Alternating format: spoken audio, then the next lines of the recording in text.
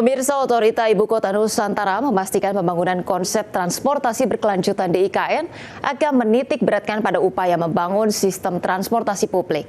Selain itu, IKN juga memastikan bahwa konsep transportasi hijau akan menjadi salah satu pengembangan sarana transportasi massal di IKN. Pengembangan skema transportasi publik di Ibu Kota Nusantara akan mengedepankan pendekatan keberlanjutan dan ramah lingkungan. Otorita IKN menjelaskan bahwa dalam pengembangan transportasi publik di IKN, konsep pembangunan Nusantara bukan hanya untuk mentransformasi bangsa Indonesia, tapi juga memberikan inspirasi pada dunia untuk hidup lebih baik, lebih berkelanjutan serta siap untuk mengatasi tantangan global di masa depan. Deputi Bidang Sarana dan Prasarana Otorita Ibu Kota Nusantara Sylvia Halim menjelaskan bahwa pengembangan transportasi publik di IKN akan mengadopsi konsep keberlanjutan dan akan mendorong sistem transportasi yang terintegrasi. Bahkan dalam pembangunan infrastruktur kedepannya, sarana transportasi publik juga akan didukung kebijakan pembatasan kendaraan berbahan bakar fosil, atau hanya akan memperbolehkan transportasi berbasis kendaraan listrik. Dengan konsep tersebut, diharapkan pengembangan kota IKN yang ramah lingkungan akan dapat terwujud.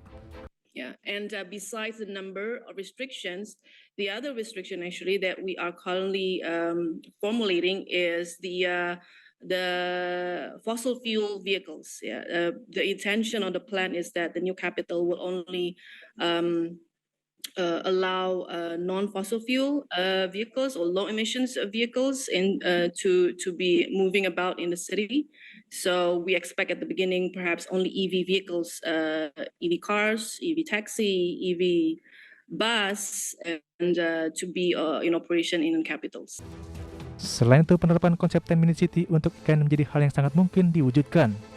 Melalui perencanaan kota serta integrasi berbagai macam sistem transportasi cerdas, diharapkan di mana 80% perjalanan di IKN akan difasilitasi oleh transportasi umum, sehingga seluruh tujuan masyarakat dapat dicapai dalam waktu 10 menit, serta mendorong lingkungan perkotaan yang lebih hijau dan berkelanjutan.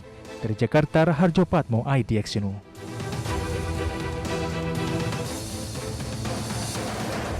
Pemirsa, Otorita IKN menyebut kebutuhan dalam pembangunan berbagai infrastruktur pendukung seperti transportasi publik akan tetap mengedepankan kontribusi sektor swasta. Hal tersebut tak lepas dari kebutuhan pengembangan IKN yang memperkirakan peran swasta dapat mencapai 80% dari kebutuhan investasi.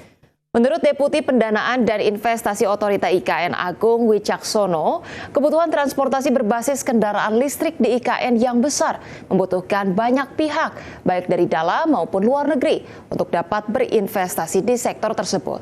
Agung memastikan pihaknya akan tetap mendorong investasi hingga pengelolaan swasta terhadap konsep transportasi publik di IKN.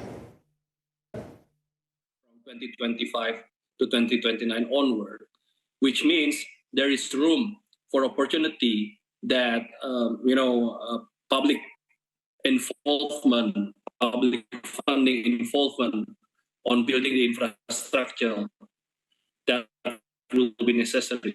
So, for example, I think we understand that for the facility, the infrastructure, the track, and also maybe some of the stations, it's very much usually in the domain of the public sector side, while the operation of the station and also the rolling stock, for example, it's very possible to come from the private sector side.